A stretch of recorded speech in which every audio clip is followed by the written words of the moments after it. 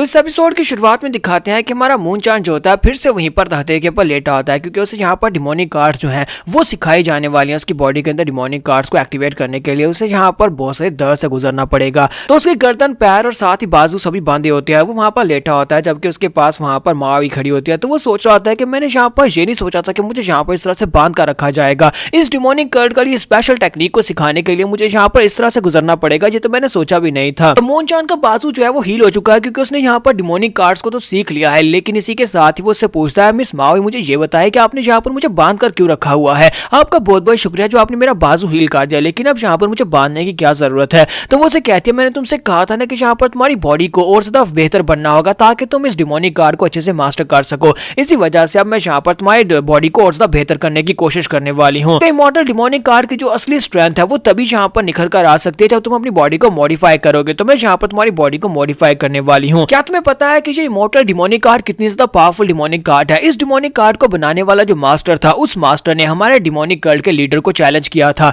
उसने थ्रोन के लिए उसको चैलेंज किया, दोनों में बहुत ही घमासान फाइट हुई। कहने का मतलब यह है कि मैं यहाँ पर तुम्हें ओरिजिनल क्रिएटर की तरह बहुत ज्यादा पावरफुल बनाना चाहती हूँ ताकि तुम्हारी बॉडी उसी की तरह बहुत ज्यादा स्ट्रॉन्ग बन जाए। मैं ये कभी नहीं चाहूंगी कि तुम इस स्पेशल डिमोनिक कार्ड के मास्टर की तरह हमारे डिमोनिक कल्ट के लीडर को जाकर चैलेंज कर दो। चाहे तुम कितने स्ट्रॉन्ग बन जाओ, लेकिन कभी उसे चैलेंज मत करना, क्योंकि एंड के ऊपर हमारे डिमोनिक कल्ट के लीडर ने उसे बड़ी आसानी से मार दिया था। और सुनने के बाद वो कहता है, लेकिन तुमने तो कहा था कि हम लोग यहाँ पे इस आर्ट को सीखने के बाद इमॉर्टल हो जाते हैं, हमारा सर कटने के बाद भी दोबारा से रीबॉर्न हो जाता है। तो वो उसे कहती है, मैंने तुम्हें ये कहा था, लेकिन असल में हमारे डिमोनिक कल्ट के जो लीडर है वो एक सुप्रीम मास्टर है। जितनी भी डिमोनिक आर्ट्स हैं वो उनके सामने कुछ भी नहीं है। वो डिमोनिक एनर्जी को ऐसे हैंडल करते हैं जैसे कोई बच्चा अपने खिलौनों के साथ खेलता हो। बिल्कुल ऐसे ही वो यहाँ पर किसी भी डिमोनिक कार्ड को बड़ी आसानी से डिस्पेल कर सकते हैं। वजह से तुम्हारी रीजनरेशन की एबिलिटी भी हमारे डिमोनिक लीडर के सामने नहीं टिक सकती, इसलिए कभी इस बारे में सोचना भी मत। फिर साथ ही वो अपने पास से नीडल्स निकालती है और उसे कहती है कि अब यहाँ पर तुम्हारी बॉडी को बेहतर बनाने के लिए मुझे यहाँ पर कुछ और ऐड करना पड़ेगा। मुझे लगता है कि तुम्हारे लिए यहाँ पर तुम्हारी फैमिली के पॉइजन को यूज किया जाए तो वो ज्यादा बेहतर रहेगा।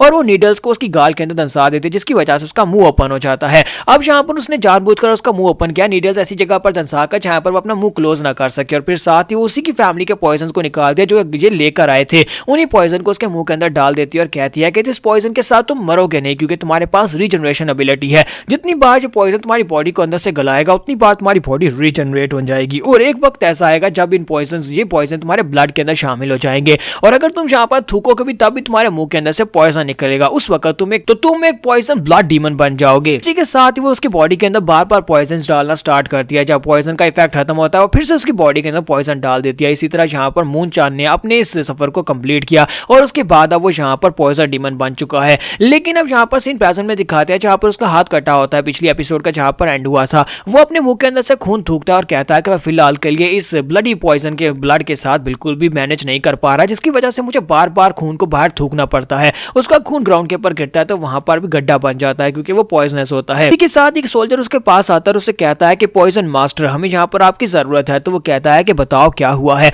तो वो कहता है कि सर, हम लोग उन लोग बैटल फील्ड के ऊपर से कुछ बंदियों को पकड़कर लाए हैं। ये सभी सोल्जर्स जिन्होंने गिव अप कर दिया, इन्होंने सरेंडर कर दिया, हम इन्हें पकड़कर आपके पास लेकर आए, बताया इनका क्या करना है। तो मून-चान उसे कहता है क्या ये सभी के सभी लोग प्रिजनर्स हैं, क्या इन सभी लोगों ने खुद वहां पर सरेंडर किया था।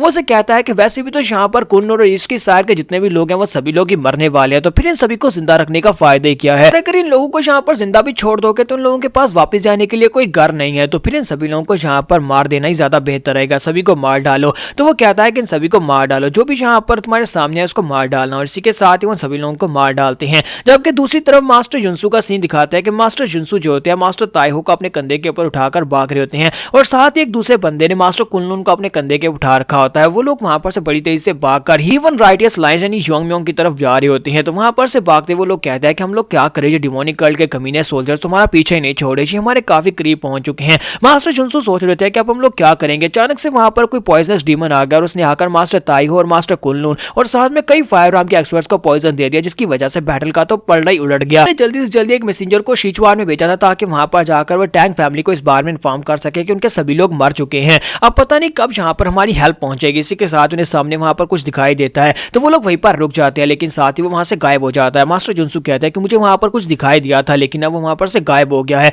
तो उनमें से एक साथी उनसे कहता है कि तुम लोग जल्दी से आगे बढ़ो, मैं यहाँ पर रुको, इनको रोकता हूँ क्योंकि ये बहुत ज्यादा करीब पहुंच चुके हैं, हम लोग बचकर नहीं निकल पाएंगे। और हमारा योंगम्योंग बड़ी तेजी के साथ मास्टर जुन्सु के पास से गुजरते हुए उसे कहता है कि डाउस मास्टर, काफी दिनों के बाद तुम्हें देख रहा हूँ, अपने आस पास देखते हैं तो हमारा जोंगमिंग वहां पर नहीं होता, क्योंकि वो बड़ी तेजी के साथ वहां पर से गुजर जाता है और उसके पास से पीछे गुजरने के बाद अपना व्हाइट ब्लेड निकालता है और उस ब्लेड के साथ वहां पर जितने भी डिमोनिक कल्ट के मास्टर सोल्जर्स होते हैं उन सभी की गर्दनें काट देता है। कुछ ही सेकंड में वहां पर वो सभी के सभी जो होते हैं ग्राउंड के ऊपर गिरे पड़े होते हैं। तो वो कहता है कि लगता है कि हमारी रीइंफोर्समेंट्स आ गई जिसका हमें इंतजार था। तो हमारा जोंगमिंग उसकी तरफ देखता है और उससे कहता है क्या तुम ठीक हो। और यहाँ पर हमारी एपिसोड 86 का एंड होगा। तो एपिसोड की एक्सप्लेनेशन अच्छी लगी हो तो कमेंट करके जरूर बताइएगा और वीडियो को लाइक करना मत भूलिएगा। Thank you.